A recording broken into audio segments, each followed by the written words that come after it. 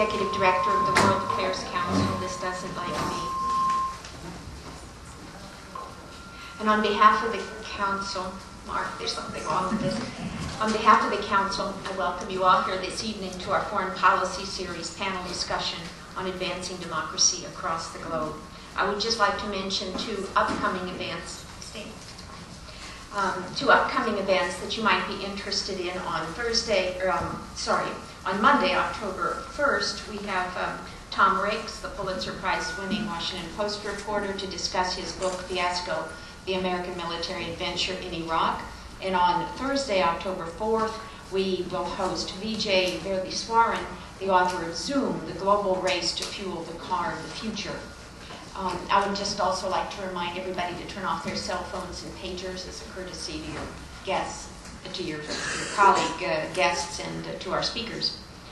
In a speech delivered before the British Parliament in 1982, President Ronald Reagan set America on a course of assisting those who wanted freedom and democracy around the world. The President said, "Let us now begin a major effort to secure the best, a crusade for freedom that will engage the faith and fortitude of the next generation. For the sake of peace and justice, let us move forward in a world in which all people are at last free to determine their own destiny." Congress responded to his call in 1983 by creating the National Endowment for Democracy to support the spread of democracy worldwide. 4 nonprofit, nonpartisan democracy institutions were formed to carry out this work: the International Republican Institute, the National Democratic Institute for International Affairs, the Center for International Private Enterprise, and the American Center for International Labor Solidarity.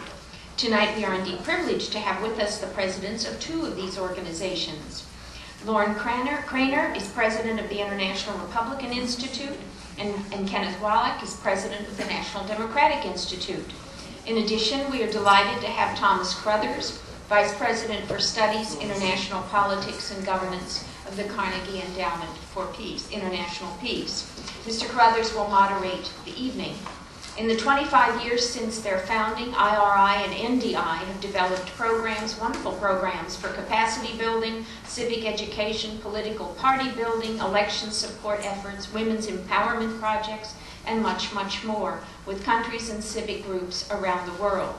The war on terror has raised the profile of democracy promotion as a policy in the current administration, and has also led to some fairly interesting contradictions in U.S. actions. Egypt, Pakistan, Russia, the countries of Central Asia, Afghanistan, China, and of course Iraq are a few examples. Tonight we will explore not only the programs of these 2 institutions, but be able to get into how going forward the United States' approach to democracy promotion might evolve. Thomas Carothers oversees the Democracy and Rule of Law Project and the Middle East program at Carnegie. He is a leading authority on democracy promotion and democratization worldwide. He is the author of 8 critically acclaimed books on democracy promotion, as well as many articles in prominent journals and newspapers. Prior to joining the endowment, Mr. Carothers practiced international financial law at Arnold and Porter. He received his BA from Harvard, a master's in science from London School of Economics, and a JD from Harvard Law School. Please join me in welcoming our panel.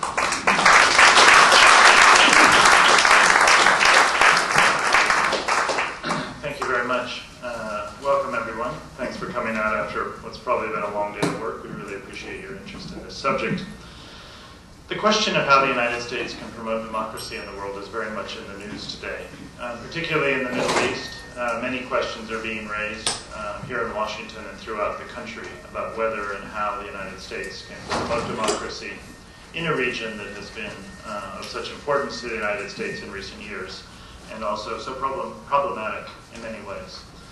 But the Middle East isn't the only domain of democracy promotion. Democracy promotion is a subject that touches almost every central area of American foreign policy these days, whether it's U.S. relations with Russia, U.S. relations with Pakistan, in some ways with China, many parts of Africa and Latin America, and elsewhere. Sorry for the feedback. So it's broader than the Middle East, but it's also broader than just this administration. Democracy promotion, as you know, has been a subject of concern to the United States for decades, going back to the 1980s and following through every administration since, the concern over what the United States can really do, what it can't do, what its powers are, what its limitations are in this domain, have been an issue for every administration. And of course, the subject goes even further back in history to the early 20th century, from Teddy Roosevelt on forward. Moreover, it's not just the past and it's not just current, it's also the future. As the presidential candidates and from both parties push themselves forward into this early campaign, the question of how the United States should move forward with this subject is very much, I think, on many voters' minds, and the candidates themselves will have much to say about this, I think, in the year ahead.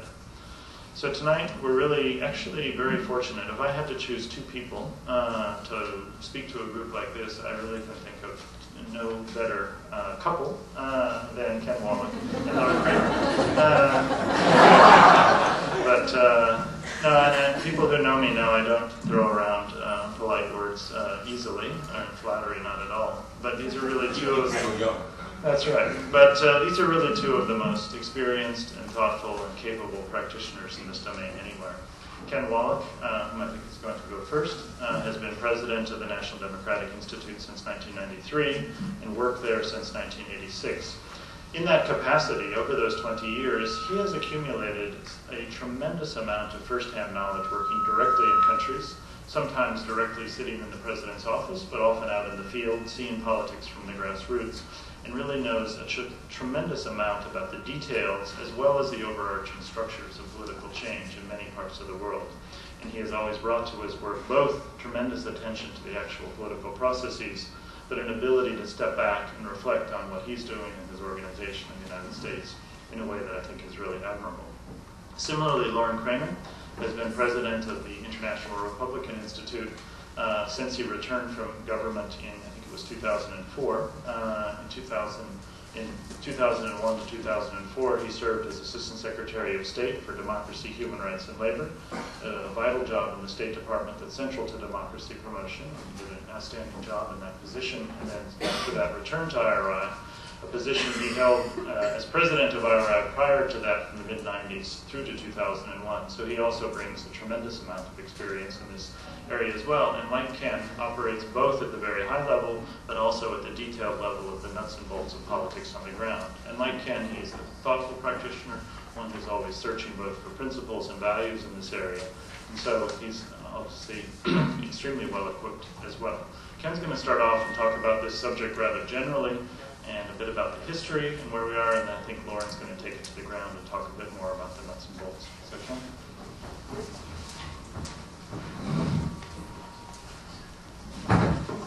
Thank you very, very much, Tom.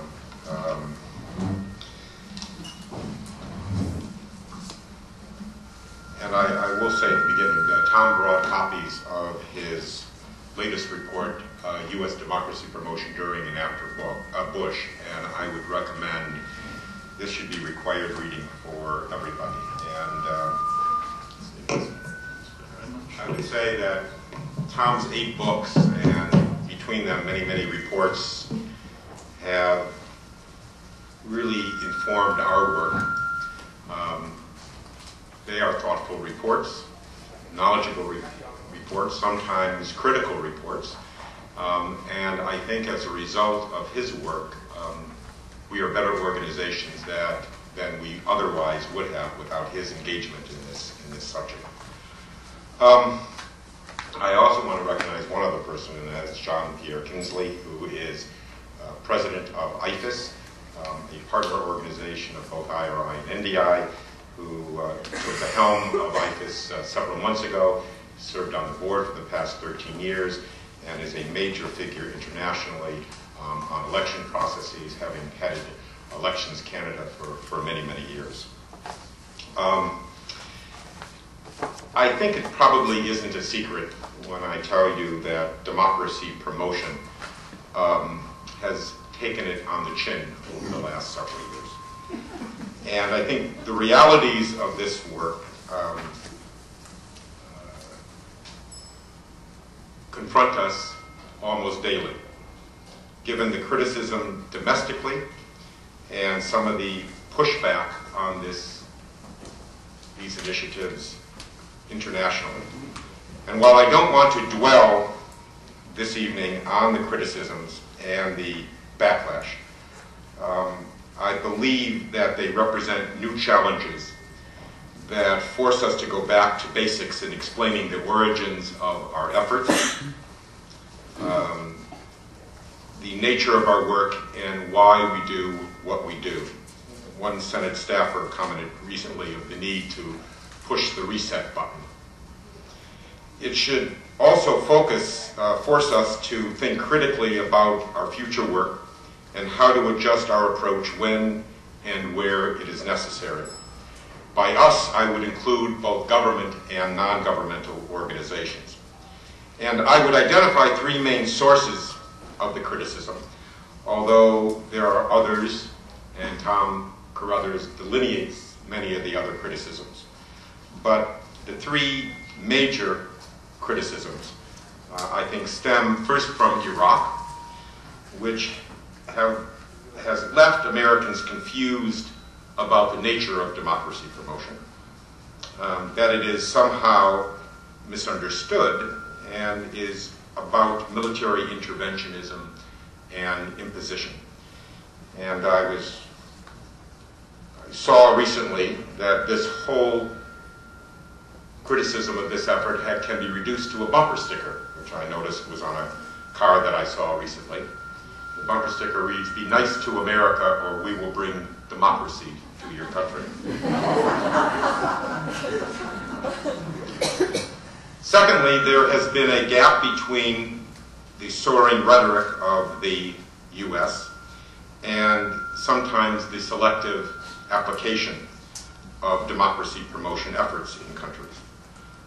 And three, that democracy promotion efforts are unfairly linked to elections, and in turn, certain polls have unleashed non-democratic forces that are seen to threaten American interests, particularly in the Middle East.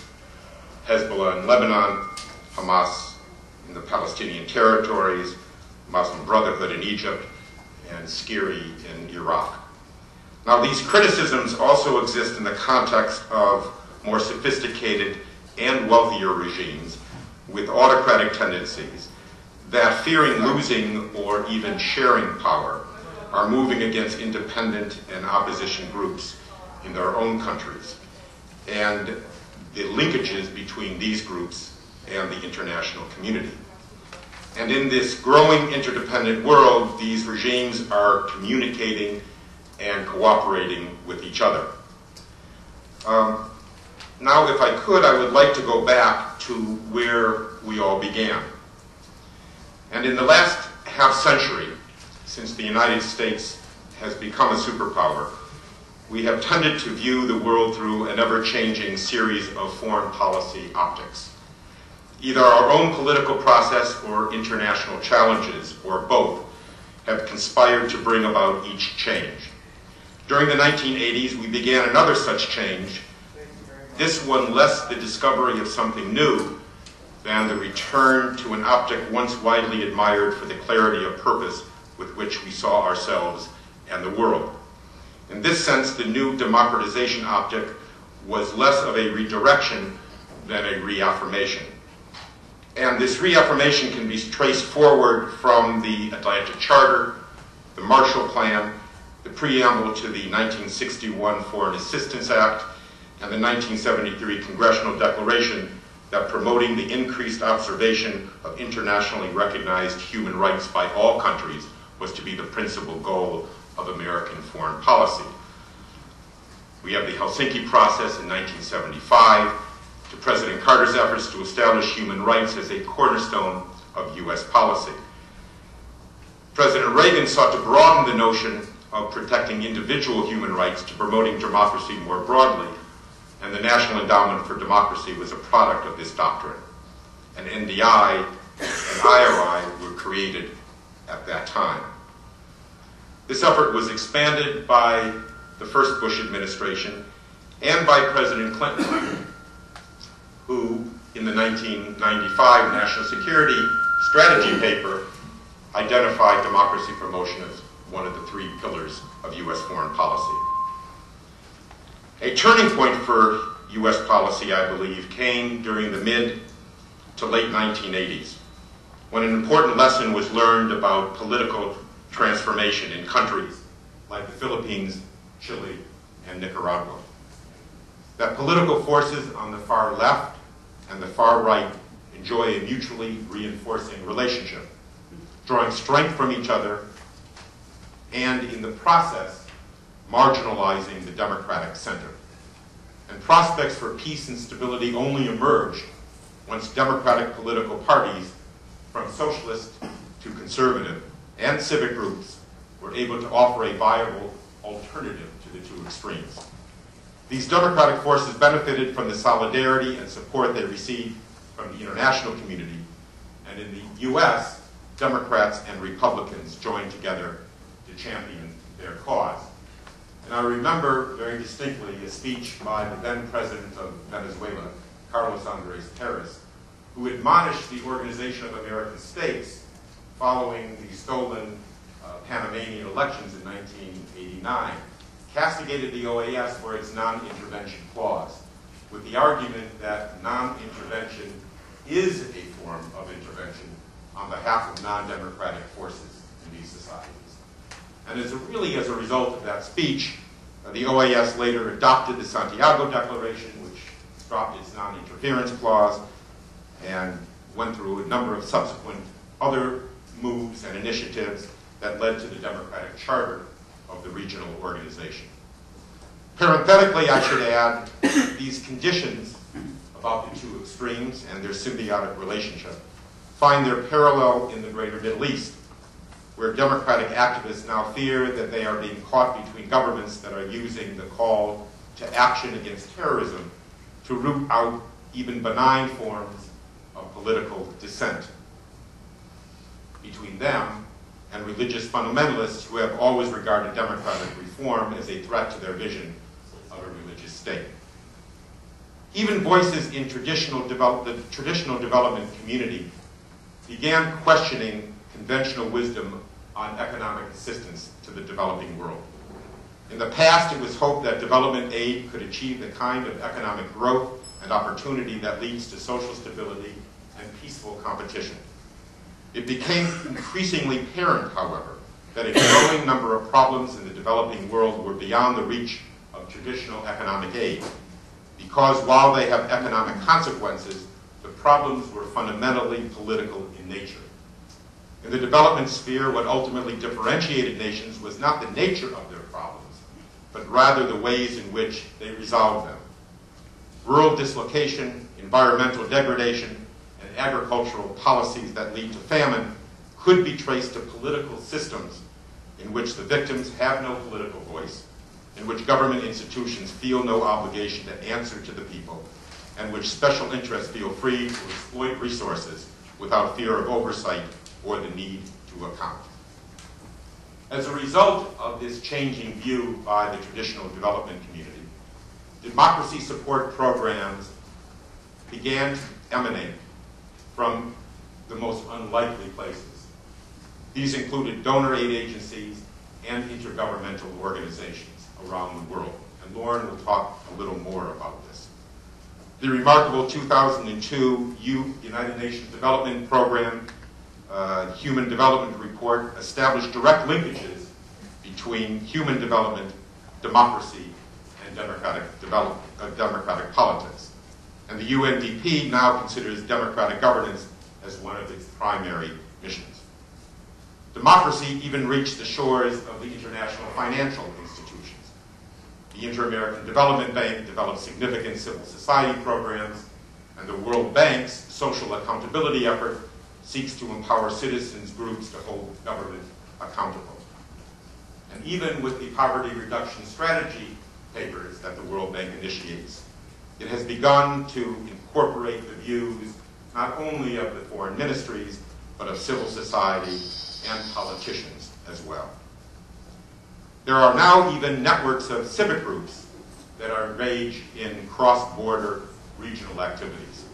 And this weekend, as a matter of fact, in the elections in Ukraine, 400 observers will be coming from 16 countries, observers who represent domestic election organizations in their own country, who have band together to observe elections on a regional basis.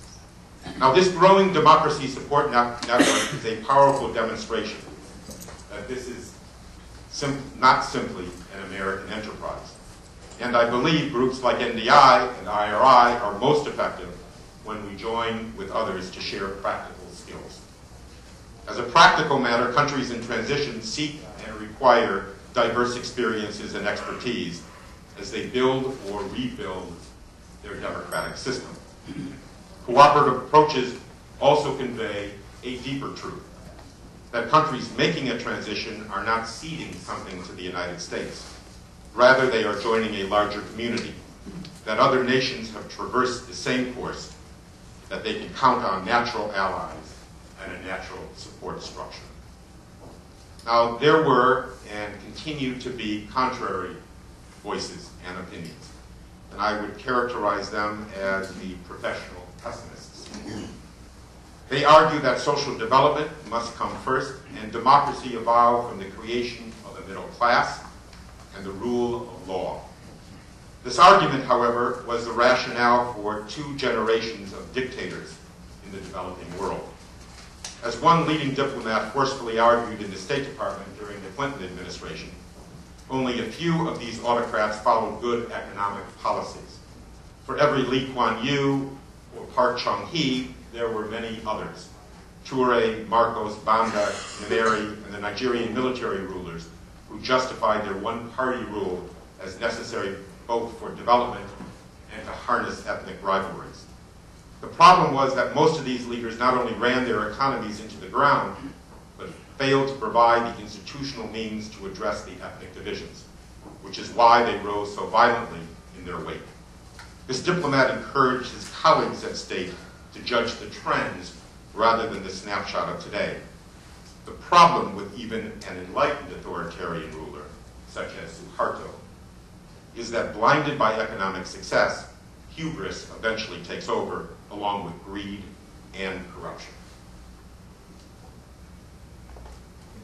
I believe today, in light of this pushback, in light of the criticism, that we face a number of challenges that have to be overcome. And again, Tom goes through in his report a number of ways in which the United States can recalibrate our democracy assistance program. Let me just mention a few. The first, I believe, is finding the right tone to project our democracy promotion efforts. Standing behind, not in front, of indigenous efforts, following, not leading, and joining with others internationally and locally in this effort. The second, I think, challenge is that finding a number of inconvenient places where the U.S. government can place democracy higher on the bilateral agenda, even when shorter-term political and security issues may take precedence. Egypt and Pakistan is identified by Tom in his report. The third is the provision of sufficient resources over the long term to sustain the U.S. and the international commitment between elections. And finally, connecting democracy promotion to economic welfare, of helping democracy deliver. And this is perhaps represents the most significant next generation of challenges for all of us. For in many countries where we work, even after major political obstacles to democratic growth have crumbled, stepped aside, or been swept out of office by popular vote, it remains difficult for large segments of the population to combat the legacies of political exclusion. Even when reform-minded governments are elected, they often gain control of a governing structure with few channels of popular access. Almost invariably, it is the poorer segments of society that suffer this dearth of access to democratic political processes. In many cases, the situation is exacerbated when years of political exclusion harden into resignation, apathy, or fatalism. Overcoming this legacy requires not only training on skills for collective action and advocacy, but also assisting political institutions to work better to improve the quality of life for all citizens. For the poor, the sense of powerlessness is most acute. Joseph Stiglitz rightfully points out that left with no way to express their concerns, people go to the streets, which is not the place where issues are discussed, policies formulated, or compromises forged. We have also found that there are other ways to express dissatisfaction. To vote for those populist leaders who promise easy answers, but eventually move against the foundations of representative democracy, sowing the seeds for a so-called people's democracy. Now, in conclusion, while I don't want to speak for Lorne, I believe if we would want to leave you with one thought for tonight's discussion, is that our respective organizations and groups like ours around the world are responding every day to homegrown initiatives and events. In reality, we do very little promoting or advancing, but a lot of responding. Responding to the needs and requests of citizens groups and politicians who are striving to peacefully expand political space in autocratic or so-called semi-authoritarian environments, and responding to civic groups, governments, political parties, and parliaments in nascent democracies that are striving to build institutions and practices that better respond to the hopes and aspirations of their citizens. I hope that future gatherings like this can focus more on their efforts and struggles, and perhaps less on those of us who play a more modest supporting role. That would put our work, our mission, in the proper perspective. Thank you very much.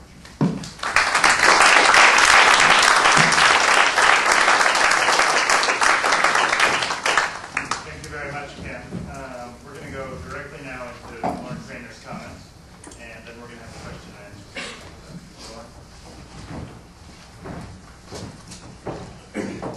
Thank you, Tom. Let me also thank the World Affairs Council for holding this meeting this evening. Very timely topic, obviously. Ken is always welcome to speak for me. As he said, our work did not begin in this administration in Iraq or Afghanistan. It began 25 years ago. After President Carter, I always give President Carter a lot of credit because he first raised the issue of human rights. President Carter and Reagan had decided to emphasize morality in foreign policy. We began our work, IRI and NDI, in countries that are now democracies, originally in Latin America and then in Central Europe. Since then, also in Africa, Asia, and yes, the Middle East. As you might expect, after 25 years, we've learned some lessons about how best to support Democrats abroad in achieving their goals. The first lesson we have learned, and we learned this rather early, was that we cannot export our democracy. When I was with the State Department, I walked into a room of what I can describe as Saudi Arabian dissidents. They were urban elite types, and they looked at me and they said, "You're the human rights guy from America, tell us what to do." And I said, "That's not my job, that's your job." I said, "It's your country." I said, "Many of you have been to my country." And I said, "There are certain aspects of my democracy you might like here." I said, "For example, I'm sure some of you went to the movie theaters or watched TV while you were in America. Would you like all those shows here?" And I said, "I'm sure some of you went into magazine stores when you were in America." And I said, "Would you like those here?" And he said, "No." I said, "Well, those are all manifestations, different parts of my democracy." I said, "If I was going to design your democracy, you would have those things." And they said, "Well, we can't have them." And I said, "Well, that's my point. You have to design your own democracy." And we spent the rest of the night talking about the monarchy in Saudi Arabia. Should it remain as it is? I was listening. Should they get rid of it? Should it be a constitutional monarchy? But this is my point, is that all countries have to design their own ways forward. We work in scores of countries, often with staff living for years within those societies, but our staff understand that we can only help those overseas who are Democrats and who want our advice on how to better bring pluralism to their country. They have to want it more than we want it for them. We can only assist and give advice, we cannot lead. My second point is a corollary of my first. The best solutions as countries wend their way towards democracy may come from somewhere other than the United States. As I told my Saudi friends, our democracy is unique to America today. It is a very different institutional form of democracy, for example, than that in Great Britain. We have a constitution. They don't. I noted last night some talk of having a constitution in Britain. They have a prime minister. We don't. They have a parliament. We don't. It's a very different form of organization. If you cross the channel to France, they have a very different form of organization of their democracy. And here are three of the oldest democracies in the world, European, or at least European descendant democracies, and they're all quite different. So over the years, we have garnered many of our staff from countries overseas, some of which have recently gone through democratic transitions. The leader of my program, my Iraq program, for example, is not from America. She's from Serbia. She was the president of the student union in Belgrade in the mid-1990s. The gentleman who works on political party issues in Iraq is from Canada. He brings particular experiences from Canada, especially on the issue of federalism, to those he's dealing with. The leader of our program in Sudan is a gentleman from El Salvador, a country which I'll come back to in a minute, but which has begun over the last 25 years to develop their own democracy. We had, Ken and I both observed the elections in Nigeria a couple of months ago. The co-leader of my delegation was the head of the election commission of the Democratic Republic of Congo. And he was very, very credible in pointing out to the Nigerians, as we all know, the elections fell far short of international standards. He was much more credible than I as an American could have been in talking to Nigerians, talking to a fellow African. So while I think many people still look to the U.S. as the paragon of democracy, they can often empathize more with people from other countries who've actually lived through democratic transitions. My point is, I always say you can't talk to George Washington or Thomas Jefferson anymore, but you can still talk to like Lorne or Kenneth or Mandela or the people who work for them. And that is often a lot more relevant to people overseas than my personal experiences. People in Washington especially are often surprised that the National Democratic Institute and the International Republican Institute work so closely together. I think I can speak for both of us in saying that we truly believe that partisanship stops at the water's edge, and that the best lesson we can give overseas in many countries is to walk into the ring together. In a country where politics is often a winner-take-all game. So our third rule is that partisanship doesn't have a place overseas, where politics is often, as I said, a winner-take-all game in which the losers go into prison, or go into exile, or end up shot. As partisan as this town is, we haven't yet reached that point. And that is the best lesson we can give. The losers in a democratic system live not to fight, but to contest elections another day. Similarly, neither of us, unlike our British and German cousin groups, which I'll get to in a minute, we don't work with our ideological soulmates exclusively. I was shaking hands a few months ago with the head of the Belarusian Communist Party. I'm a Republican. We worked closely with the Greens in El Salvador. We work closely with the new Green Party in Angola. And the reason is we believe our mission is to work with those who want democracy without concerning ourselves with what center-left or center-right kind of government the country is going to choose. We believe we should support all of those who want to see democracy in their countries. A fourth principle that we abide by, and this was raised by Fareed Zakaria and other years, about 8 years ago, and it was something I think we can safely say we recognized about 20 years ago. That is that elections do not equal democracy. Elections are a prerequisite for, but an insufficient condition for democracy. So 95% of our work occurs between elections, helping to build the capacity and reach of issues-based, we want them to become issues-based political parties, helping civil society groups form, and helping women and minorities enter the political process. A fifth rule in our line of work is to have patience a virtue not plentiful amongst Americans. Many of the countries we work in will be democratic when my 10-year-old daughter is having children, and she's not getting married anytime soon. We have to wait 5, 10, 15, 20, even 30 years. We have to have that outlook in these countries. Democracy is a process. It is not a point of nirvana that you reach, and we above all should know that. It took 130 years in our country for women to get the vote. It took almost 200 years for African Americans to get the vote. Political parties that go beyond being vehicles for personal ambition and instead represent points of view, platforms, even ideology. As I said, the involvement of women and minorities in the political process and the development of civil society to constrain government, not to mention the rule of law, of free press, labor unions, etc., is not an overnight process in any country, and certainly is not in ours. Americans need to work for the long haul, understanding that our support will accomplish little if it is fitful, with massive amounts of money and expectations one year and nothing the next.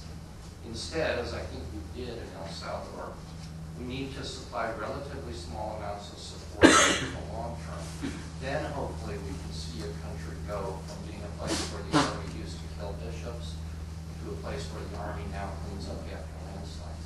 Certainly El Salvador is not perfect in every respect, but it is a whole lot better, in part because we know them, than it was 25 years ago. I want to conclude by expanding on one of my first points. At the very time when we're going through a lot of soul searching about whether or not we should support democracy building overseas, many other countries are beginning to offer such assistance. Britain and Germany, I mentioned before, they have done so for many years. In fact, we were modeled on German political party building institutes. But Australia, Spain, Holland, Mexico, and others have recently formed democracy building institutes. Central European nations are lending their experiences to Belarus, Cuba, Moldova, Iraq, and others. As Ken mentioned, Georgian parliamentarians, this is a country that became democratic just 3 years ago, will be present in Ukraine this weekend to observe their elections. Middle Eastern leaders in Jordan, Morocco, and the Gulf are working to open their political systems, and they will do so whether we hope or not. You're seeing pictures from Burma over the last few days. A number of countries have been engaged here, including from Europe, to try and help those poor people. So let me finish with this thought. In 1975, there were about 40 democratic nations on this earth. Other than Japan, they were either in Europe or essentially descended from Europeans. Today, there are over 100, all the way from Mongolia to Mali to Mexico. I think it would be a shame if just as democracy has become a worldwide norm, needed by so many countries, that we chose in the aftermath of Iraq to retreat in offering people in Burma or Cuba or Sudan the support they need as they try to build their own democracies. Thank you.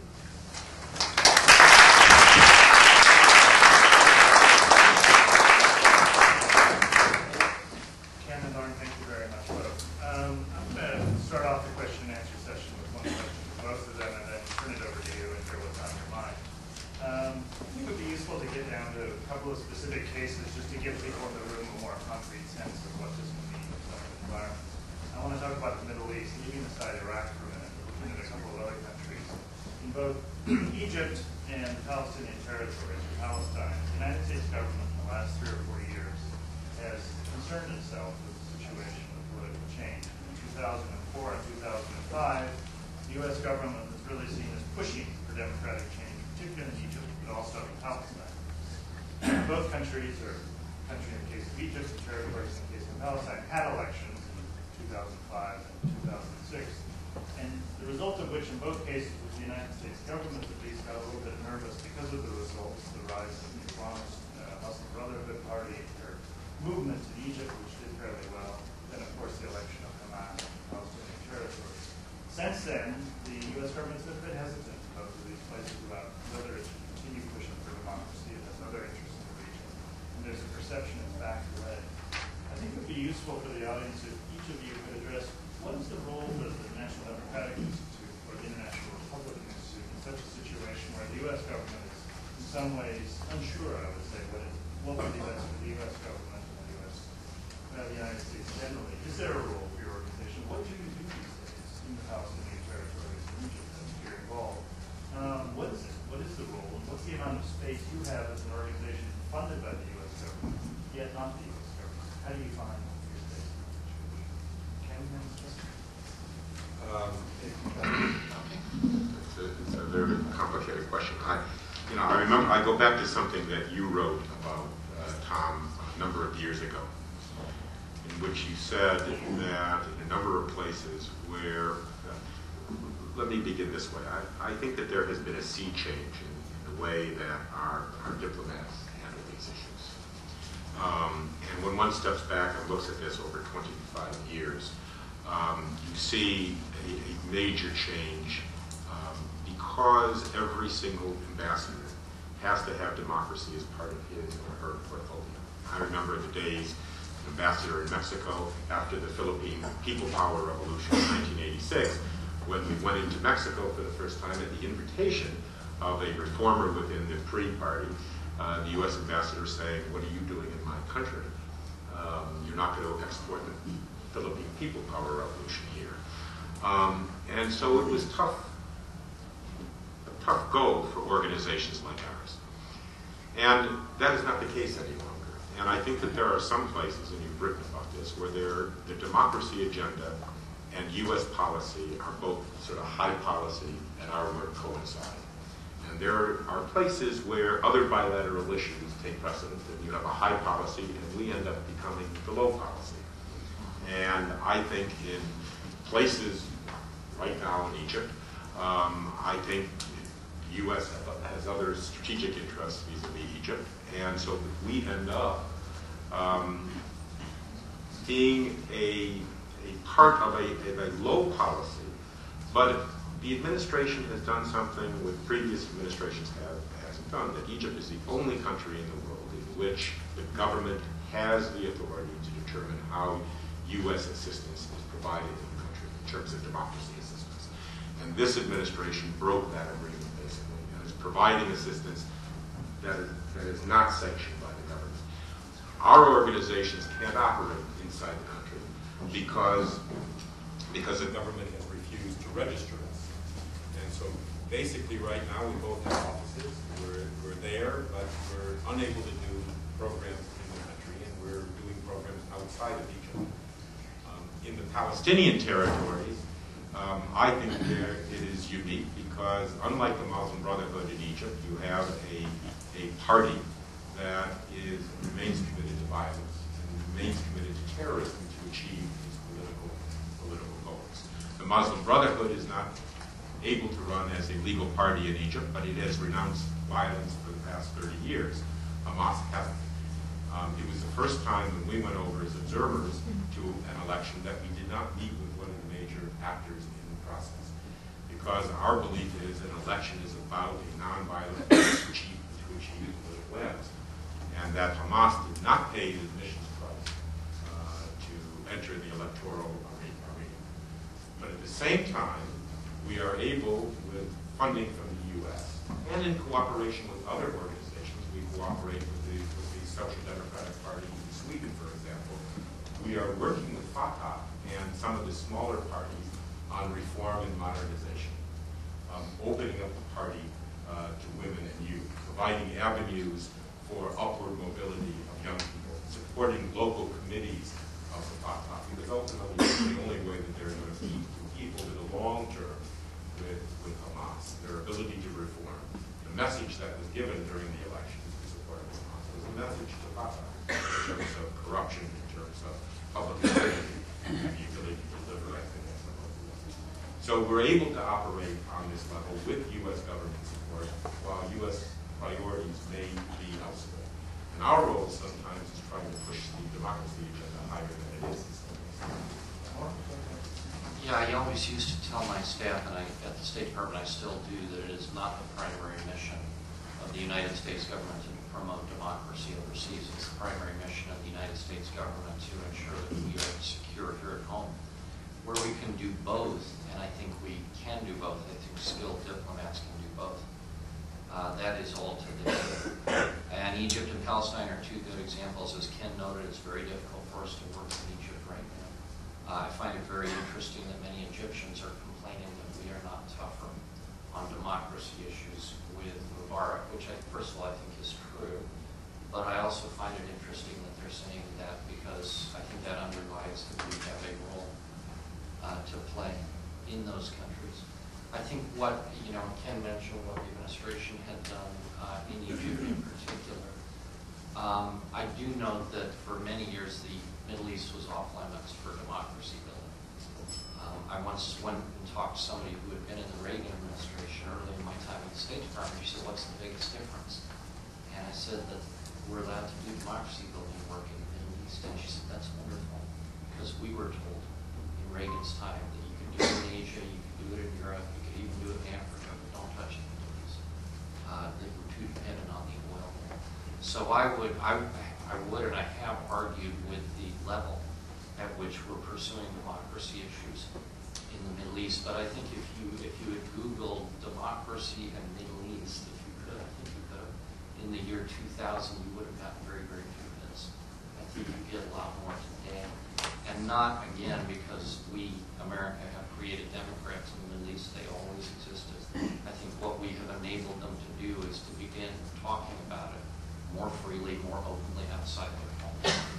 And in many cases, if they have been jailed for doing so, we have been able to get them out. And that provides an amount of political space that did not exist before. So again, I would argue with the modulation of what we have done. But I think we've started things on a good path. I would finally mention, you can always talk about Egypt and Palestine and the Middle East and what we have or have not done there. But I think if you look at some of the quieter examples, Oman, Qatar, Bahrain, Yemen, Morocco, Jordan, you can certainly see good things that are going on in those countries and good things that we have done to assist those processes. Why don't you just keep the mic open? Okay, let's take some questions. Sure, yes, sir. No, sorry. Hi. Pastor Britt Mitchell, United Church of Christ in Baltimore, Maryland. That's wonderful. Thank you. Done a great job, I'm sure. I also am a frequent visitor and traveler to and worker in Haiti. From the years 2001 through 2004, I was there and actually personally witnessed many of the IRI guys there, which were sent ostensibly to destroy the democracy of Aristide, which was a certified election, and his government was pulled apart. Now, I won't go back over that. I thought that was deplorable. But are we going to keep doing that in the future if the great majority of people elect somebody in a country and they happen to be poor and we don't approve of them? Are we going to send back in operatives to destroy those governments? Sorry. Well, I would argue with the premise of your question. I read the New York Times article too, and I helped actually, write it. yeah. Oh, you did? Yes, I did. I was not at IRI at the time, but I do know the people involved, and my estimation of what they were doing is very, very different. I don't believe that they were doing what was stated in that article. I found it rather ironic that the ambassador of the United States could complain that one guy from one NGO was able to up into U.S. foreign policy. Colin Powell, I spoke to him, disagreed completely with the premise of that article. That particular ambassador, I should say, he was bounced out of Haiti for personal reasons, but that particular ambassador's predecessors and successors also disagreed with the premise of that article. I think what Colin Powell said on Aristide is worth noting, which is that he created his own problems in his own countries, and the time came when the people of Haiti decided they didn't want him there anymore, and he decided to leave the country. No one has challenged President Raval, who was one of President Aristide's acolytes. Nobody has challenged him, including the Haitian people, because I think he has pursued very different policies towards the Haitian people. And the United States, well, I'm not philosophically aligned with President Raval, but I don't, as I said in the beginning, I don't care if a country ends up with a center-right or center-left government. It's immaterial to me. And I think he's providing good enough governance to the people of Haiti that they don't feel required to revolt against him. which is what happened to RSD. No, just sorry, I'm coming to you, then I'll come to the other section. My name is Jemina Siddiqui. I'm a graduate student at NYU writing my thesis on rule of law promotion in Afghanistan. And my question for Mr. Craner and Mr. Wollack is, could you please comment on NDI's efforts or lack thereof of working with moderate Muslim clerics? And Mr. Particularly in Craner, Afghanistan or just in general, if what the president has been successful, because that's what I'm looking to do and build a model in Afghanistan and how if there's been successful efforts, could this work in Afghanistan? And then if you could comment on whether you see this as a viable way to promote rule of law by using moderate Muslim clerics, Mr. Carothers, I'd appreciate that as well. I would recommend that you read a study that's just been released last week by Mona Yakubian of the U.S. Institute for Peace, who did a study on the work that NDI and IRI have done working with Islamic movements and parties in the Middle East, and our experience. We have worked extensively with Islamic movements from Bangladesh to Yemen to Morocco to Jordan to Turkey. And there are different Islamic movements.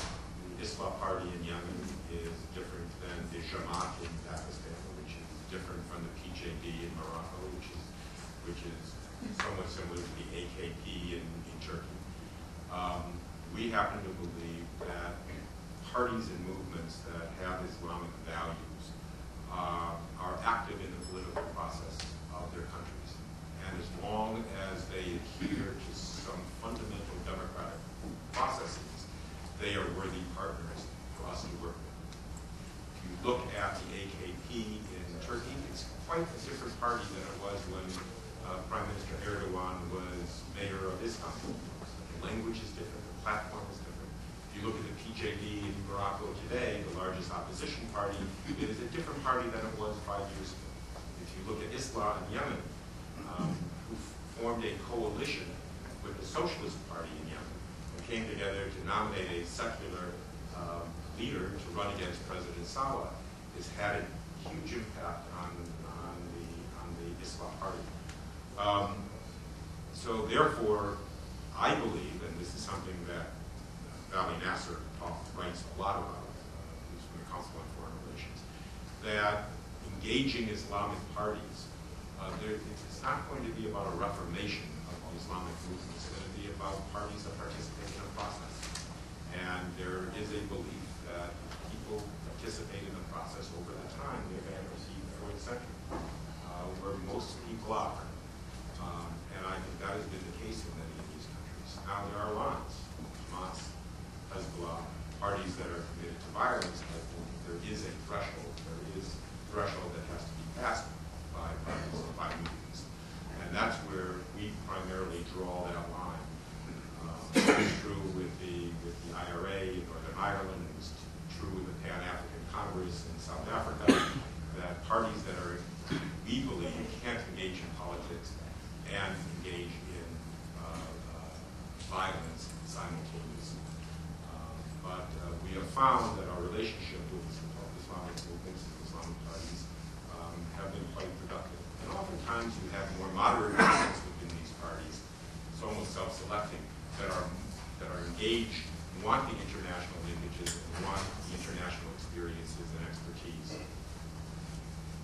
I'm going to defer your question. I'm going to talk with you afterwards about the points that I want to keep your attention on. Do you want to add to that? I think Ken made a very important point, which is once many Islamist parties get into power, there's a responsibility to govern. I remember talking to somebody in Bahrain who was talking about one of their Islamist parties who, in the local government, they said the candidate had run as being against bikinis and beer on the beach.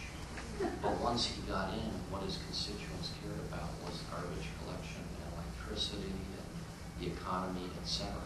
And so I think as long as Ken said, the parties do not espouse violence, that we want to be working on. This is a subject, by the way, of much debate here in the United States, but my experience and my judgment tells me that these are genuine homegrown movements and political parties, and I may not agree with them on everything, but that's not my role in deciding who we should work with. So we also work closely with. I do have an issue, as I said, if they espouse.